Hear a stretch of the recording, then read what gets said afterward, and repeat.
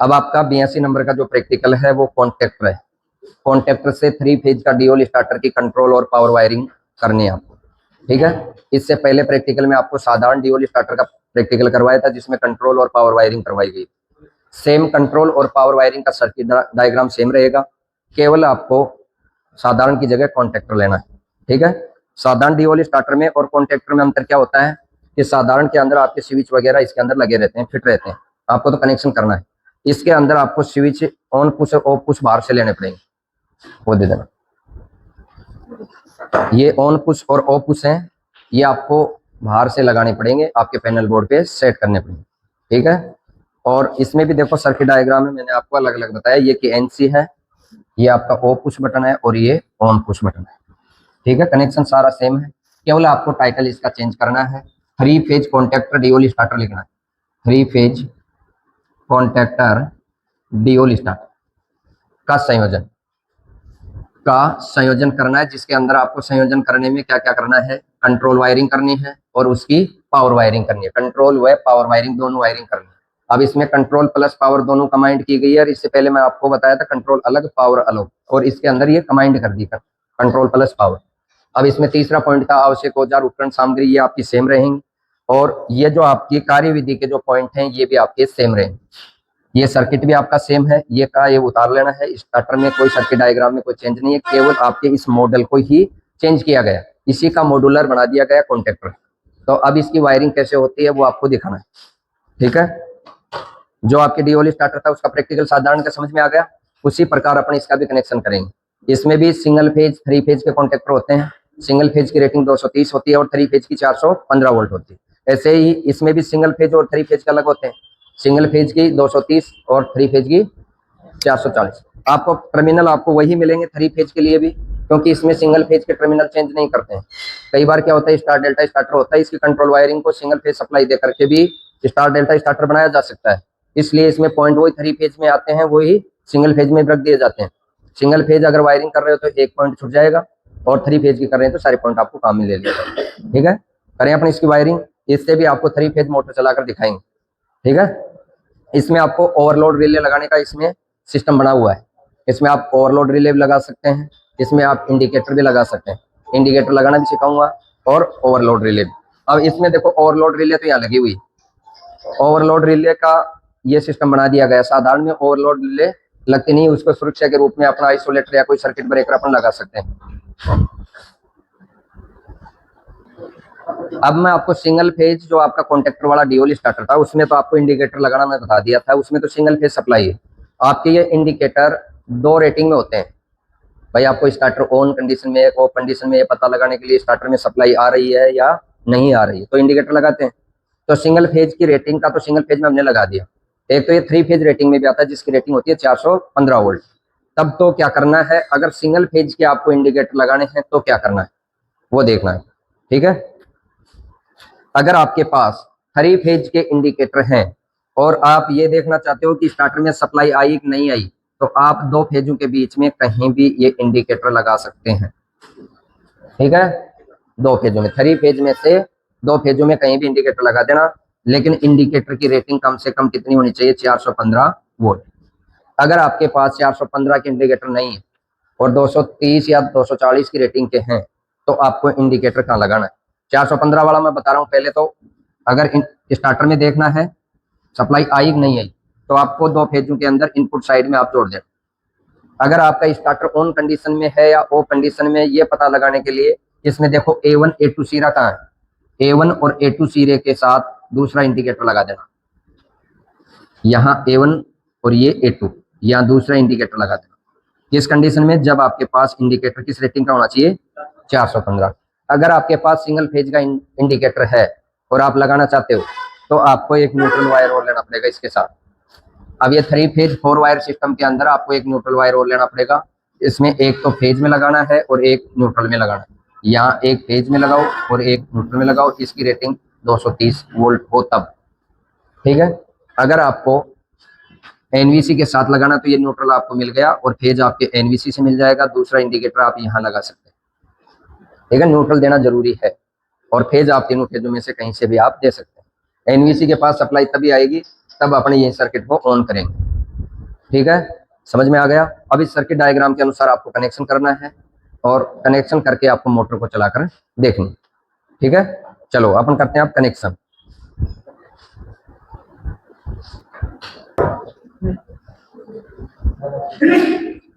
देख दिया, दोबारा चालू करूँ।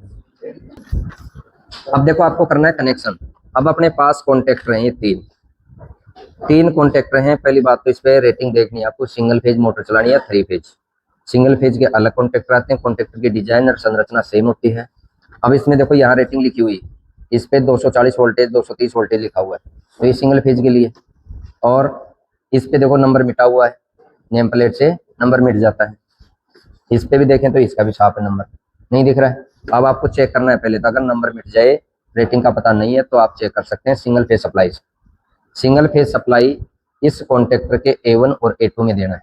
लगाओ इसमें single phase supply. Single phase supply में सप्लाई से कॉन्टेक्टर के A1 A2 सिरे नीचे की तरफ आते हैं, यहाँ मैं सप्लाई दूंगा और ये आपका कॉन्टेक्टर आराम से प्लंजर इसका चिपक जाता है एनवीसी से, तो ये सिंगल फेज का है। अगर चिपकता नहीं है, वाइब्रेशन करता है, वाइब्रेट होता है, तो 3 फेज। अब देखना इसमें चिपक रहा है, होल्ड कर रही है ना एनवीसी प्लंजर को, ये क्या है, सिंगल फेज। और आप कौन सी मोटर के लिए तैयार कर रहे हैं, 3 फेज के लिए, ये भी आपका सिंगल फेज का है। ये जो तीसरा कॉन्टेक्टर है, इसको भी चेक करेंगे, ये भी, ये कौन सा रहेगा, ये रहेगा, ये रहेगा। इसको अपन चेक कर लेते हैं। इसमें देखो वाइब्रेट हो रहा है ना, काम नहीं कर रहा है। क्यों हो रहा है वाइब्रेट, क्योंकि इसकी रेटिंग की सप्लाई इसको नहीं दी जा रही। तो ये है 3 फेज का, ठीक है। और 3 फेज का आपको कॉन्टेक्टर तैयार करना है, डीओली स्टार्टर बनाना है, तो ये कॉन्टेक्टर ले लो आप। ओवरलोड लगानी है आपको, तो ये ओवरलोड आप बोल लो, और ओवरलोड की रेटिंग वगैरह आप देख लेना, आपका लोड किस रेटिंग का है उस हिसाब से। ओवरलोड अलग अलग रेटिंग में मिलती है आपको। जैसे 10 HP की मोटर है, तो 10 HP की मोटर कितना करंट ले रही है, उसके आधार पे ये ओवरलोड डिसाइड करता है कि आप उससे ज्यादा करंट जाएगा तो ये ऑफ कर देगी सर्किट। ठीक है, इसमें तीन पिन आती है कॉन्टेक्टर के अंदर। एक साइड आती है इनपुट साइड, एक साइड आती है आउटपुट साइड। इसमें जो L1 L2 L3 और 13 नंबर लिखा होता है वो तो होती है इनपुट, और T1 T2 T3 और 14 नंबर लिखा होता है वो आउटपुट। अगर ये नंबर, ये 13 14 नंबर L1 भी नहीं दिख रहा आपको, तो जिस साइड में 2 पॉइंट निकले हुए हैं ना A1 A2 के, ये इनपुट साइड रहेगी, और इस साइड में एक ही पॉइंट दिखेगा आपको A2 का, ये आउटपुट साइड रहेगी। ठीक है, आउटपुट साइड में जो खांचा सा कटा हुआ है, इसमें ओवरलोड के लिए भी आप यहाँ खांचे के में फिट होने के लिए ये नोब निकली हुई है, इसको इस नोब में फंसाना है। और ये तीनों पिन है, ये आपके T1 T2 T3 वाले टर्मिनल है, उनमें फंसा करके कस देना है। जैसे पहले अपने इसमें ओवरलोड ही फिट कर देते हैं। ओवरलोड फिट करने के बाद आपको कनेक्शन करना है पावर वायरिंग का और कंट्रोल वायरिंग का।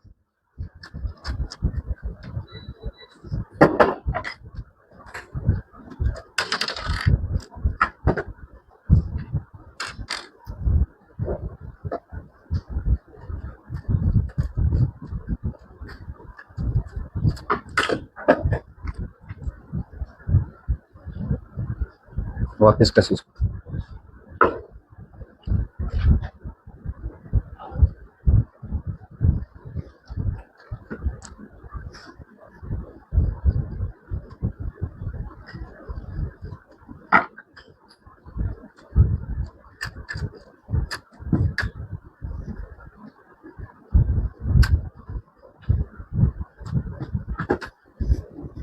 ऐसे पिन को सही से सेट करके, नहीं ये फिक्स आती है, फिक्स कहाँ, हाँ हाँ आगे पीछे तो करने का है, ये जो गाड़ी से है ना एडजस्टेबल, जैसे पॉइंट में सही सेट नहीं होता आगे पीछे कर सकते हैं, क्योंकि इसमें स्क्रू है बीच में।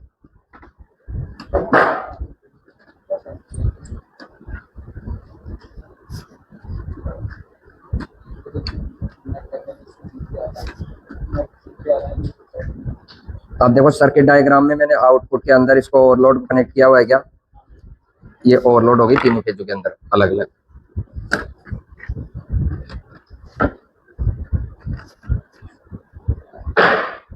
ठीक है, अब 3 वायर जोड़ो, इनकी इनपुट वायर, पहले तो 3 वायर इनपुट में, 3 वायर ही आउटपुट में।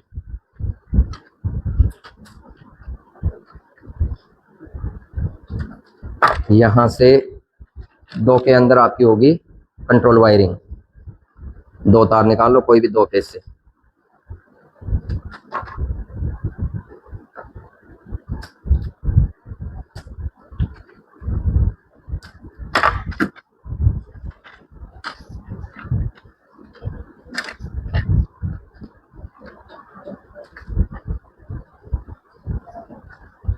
अब इन दोनों फेजों में से सर्किट डायग्राम में देखो कि एक फेज को डायरेक्ट एनवीसी को दिया गया है और एनवीसी वाला कौन सा पॉइंट था, A1 और A2। अब इसमें ये आपका कॉन्टेक्टर इस हिसाब से वर्टिकल पोजीशन में पैनल पे फिट होता है। तो ये जो साइड है ये कौन सी होगी, लेफ्ट साइड। लेफ्ट साइड से L1 L2 L3 वाले पॉइंट होते हैं और लेफ्ट साइड में जो इसके नीचे जो पॉइंट मिल गया वो A1 का होता है। ठीक है, A2 के दो पॉइंट होते हैं, एक तो ये हो गया और इसके जस्ट नीचे भी A2 का रहेगा। A2 के दो पॉइंट मिलेंगे आपको। ठीक है, अब एक फेज ले लिया, इसमें से उठा करके एक दे दो A1 या A2 को डायरेक्ट। अब A2 का टर्मिनल इसके पास ही है तो यहां से इसको दे दो सप्लाई।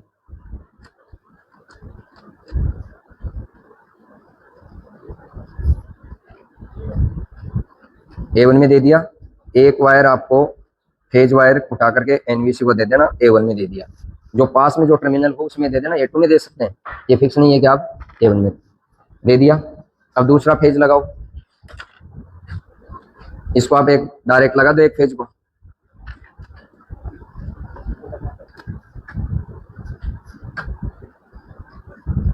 एक तीसरा फेज ले लो, वहां से एक दूसरा फेज इसके साथ का उठा लो ताकि इसमें स्विच वगैरह जुड़ जाए। अब आपका स्विच लगाना है कौन सा, पहले तो लगाना है एनसी। एनसी के लिए मैंने वायर निकाल दिया, एनसी में दे दो। ये इनपुट के 3 वायर आ गए। इनपुट के 3 वायरों में से एक तो दे दिया मेरे A1 को, दूसरा निकाला और एनसी को दे दो।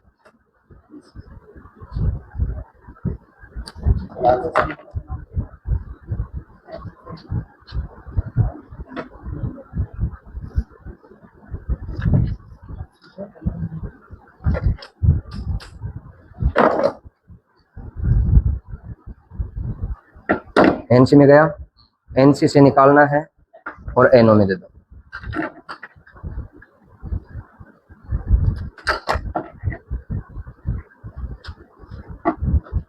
सर्किट डायग्राम को देखते रहना, सर्किट डायग्राम के अनुसार कनेक्शन करना है। कुछ बटन हाँ सारे कसे मिलेंगे आपको, या कसना भी पड़ सकता है, कोई जरूरी है कि कसे हुए मिले। कनेक्शन करके इनको फिट कर देना। अब मेरे पास ऑन पुश बटन है, ऑन पुश बटन में दे दो। अब ऑन पुश बटन से 2 वायर निकालने हैं दोनों टर्मिनल से।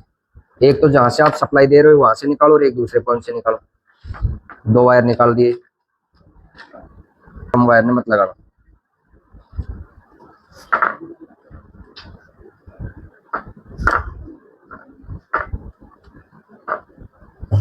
ठीक है, फर्स्ट पॉइंट में दिया और फर्स्ट पॉइंट से निकाल लिया।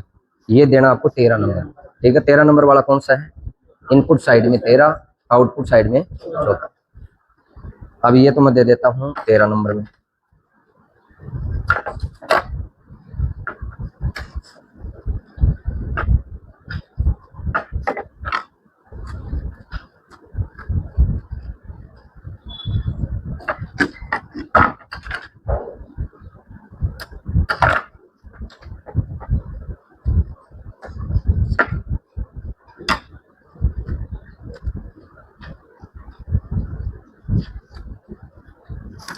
सेकंड पॉइंट खाली है, सेकंड से वायर निकाल के देना है 14 नंबर में।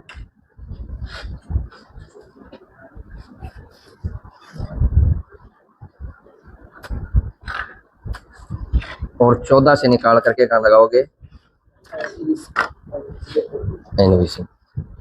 यहां से भी डायरेक्ट एनवीसी में दे सकते हैं आप, सेकंड पॉइंट से भी। ठीक है,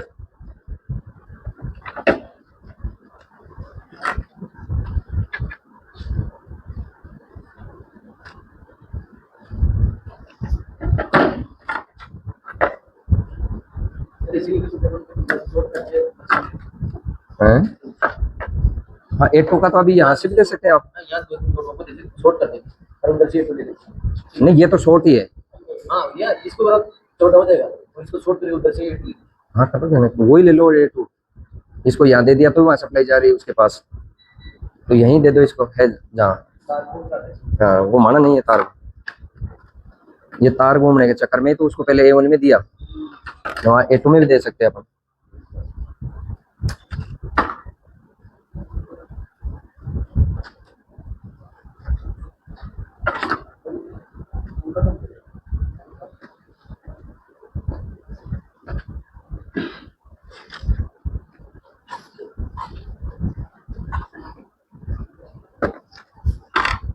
अब ये A2 से निकाल करके 14 नंबर इसके बगल में है वहाँ लगा।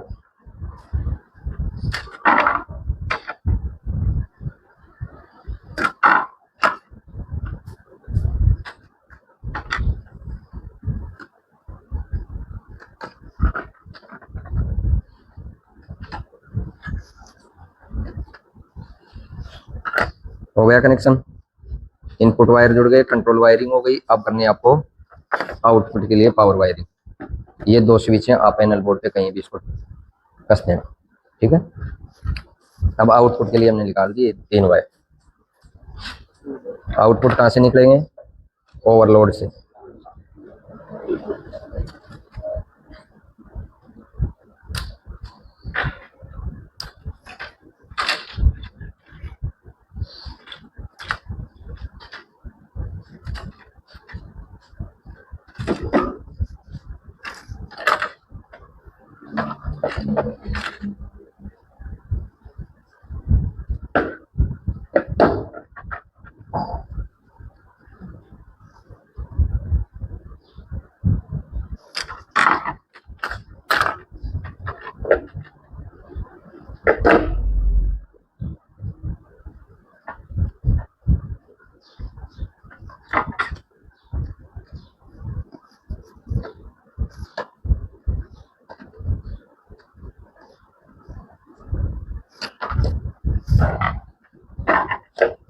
अब ये कंट्रोल पावर वायरिंग कंप्लीट आपकी। अब चलानी है आपको इससे मोटर।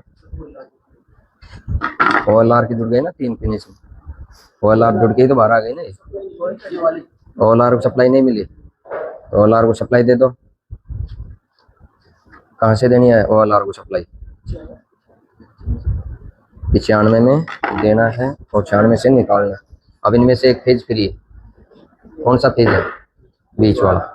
अब इस बीच वाले को दे दो 95 में, ठीक है, और 96 से निकाल करके इसको सप्लाई दे दो, ठीक है। या यहाँ से भी अपने उठा करके इसको दे सकते हैं।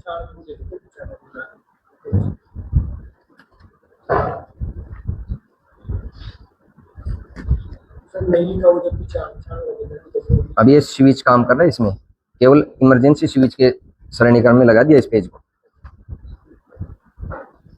बाकी ओवरलोड तो जो काम कर रही है ना वो कर लेगी अपनी। ये तीसरा पेज हो गया, और यहाँ से 96 नंबर से निकाल करके इसमें दे दो सप्लाई।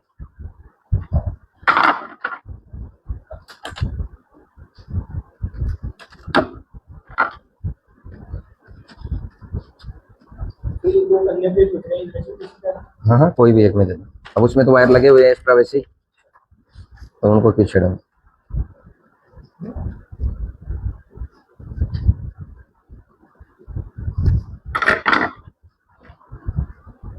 अब इसको यहाँ से दे दो सप्लाई। केवल एक स्विच ऐड हुआ और कुछ नहीं इसमें। ये स्विच है वो पुश बटन, इससे निकाल करके यहाँ दे दिया। हाँ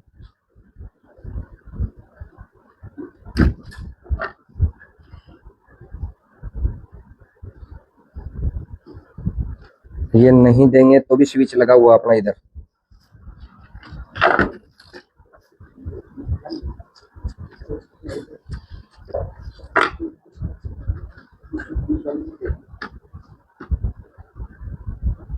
अब एक बल्ब लिया हुआ अपन चेक कर लेते हैं अपनी ये OLR वगैरह काम कर रही है कि नहीं कर रही।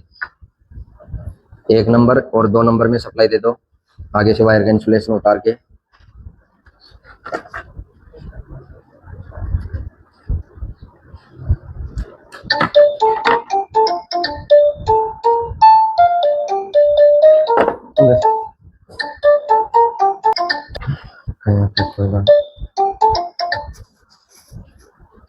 लगाओ वो देख, सप्लाई लगाओ। A1, इसमें L1 और L2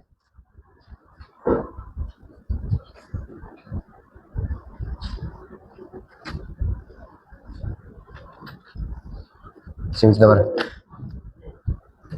स्विच दबा।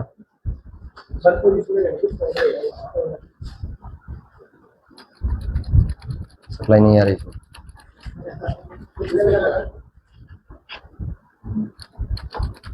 छोड़ो, इसको लगाओ, इसको एक बार इसको रहने दो, इन दोनों को लगा दो।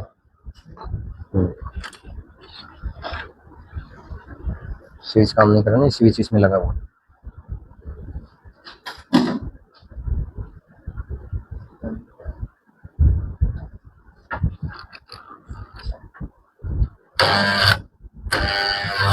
दबा के रख ले, दबा के रख ले इसको।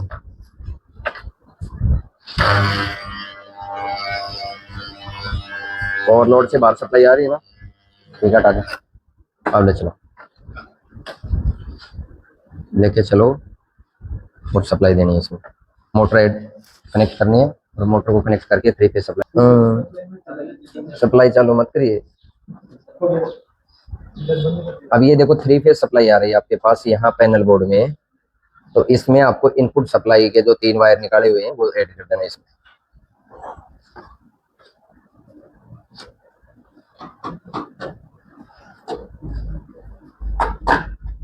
इस कॉन्टेक्टर डीओली स्टार्टर को 3 फेज सप्लाई यहाँ से मिलेगी आपको, ठीक है। ये तो इनपुट वायर हो गए, और ये अपने पास आउटपुट निकले हुए हैं, इनको आउटपुट से जोड़ देंगे। इस मोटर का टर्मिनल टेस्ट करना, स्टार डेल्टा में कनेक्शन करना, इससे पहले वाले प्रैक्टिकल में आपको सिखा दिया।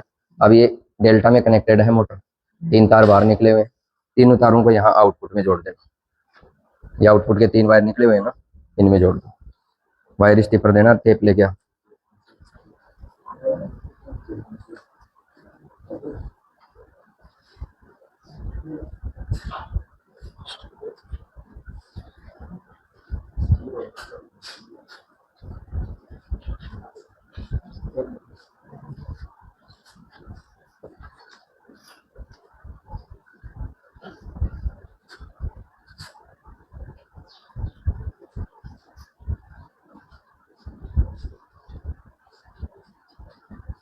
ठीक है, आउटपुट में जुड़ गई मोटर। अब इसको अपने सप्लाई देंगे और स्विच को दबाएंगे तो आपका स्टार्टर ऑन हो जाएगा, मोटर को सप्लाई दे देगा। चालू करो, लिया, चालू करो उधर से। हाँ, वहां से सप्लाई चालू करो, सप्लाई चालू करो। हाँ,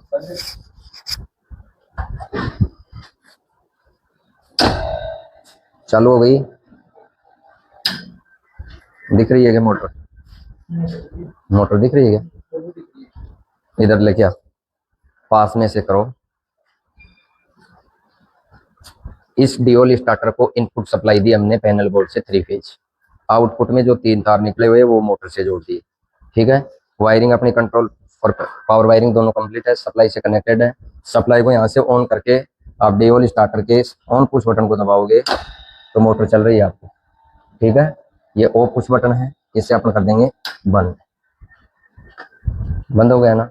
अब देखो इसकी डायरेक्शन क्लॉकवाइज है कि एंटी क्लॉकवाइज? क्लॉकवाइज है। मोटर क्लॉकवाइज ही चलानी चाहिए, लेकिन कुछ ऐसी परिस्थिति होती है ना एंटी क्लॉकवाइज भी चलाना जरूरी, ठीक है। जैसे लिफ्ट के अंदर ऊपर नीचे चलती है ना, तो क्लॉकवाइज एंटी क्लॉकवाइज दोनों दिशाओं में चलती है। तो 3 फेज इंडक्शन मोटर होती है स्क्विरल केज। ये कौन सी है? Squirrel cage. स्क्विरल केज के अंदर आपको 3 फेज सप्लाई जो दे रहे हैं ना अपने इसमें, इनमें से या तो इनपुट के 2 टर्मिनल बदल दो या आउटपुट के 2। अब वहां से बंद करो सप्लाई, इसको रिवर्स करके दिखाते हैं। अब मैं इस मोटर को फेज क्रम बदलना है, 3 फेज हैं, 3 में से 2 इंटरचेंज कर दो, फिर आपकी डायरेक्शन बदल जाएगी, कोई भी 2 कर देंगे। अब मैं इनपुट से कर सकता हूं और आउटपुट में यहाँ दे रहा हूँ, यहाँ से भी मैं कर सकता हूँ। तो यहाँ से कर दें, अपने पास है ऑप्शन। तो यहाँ से 2 फेज हटाओ, इसको तो लगा देना इधर वाले में।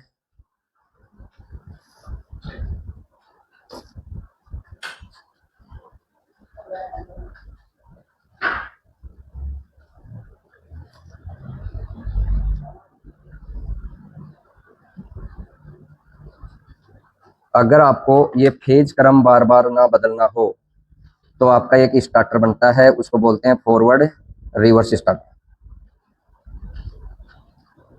उससे आपको स्विच से ही आपकी फॉरवर्ड और रिवर्स दोनों दिशाओं में चलती है। उसका जो अगला प्रैक्टिकल आपका फॉरवर्ड रिवर्स का रहेगा, उसमें आपको ये टर्मिनल बदलने की आवश्यकता नहीं है, उसमें पैरेलल में 2 डीओली स्टार्टर लगते हैं। हो गया, टर्मिनल चेंज कर दिया। अब सप्लाई वहां से ऑन करो। सप्लाई ऑन करने के बाद ऑन पुश बटन को दबाओगे तो आपकी इसकी डायरेक्शन बदल जाएगी। ठीक है, और सिंगल फेज की बदलनी हो तो क्या करोगे, स्टार्टिंग या रनिंग वाइंडिंग के टर्मिनल बदलने पड़ेंगे। ठीक है, यहाँ से मैं इसको ऑन करता हूँ, डायरेक्शन चेंज हो गई क्या, अब एंटी क्लॉकवाइज हो गई। ये आपका कॉन्टेक्टर से कंट्रोल पावर वायरिंग से लेकर के मोटर को दोनों दिशाओं में चलाकर दिखा दिया। इसी प्रकार आपको 3 फेज इंडक्शन मोटर का कनेक्शन करना है। स्टार्टर कौन सा है, कॉन्टेक्टर डीओली स्टार्टर। ठीक है, हटा दो।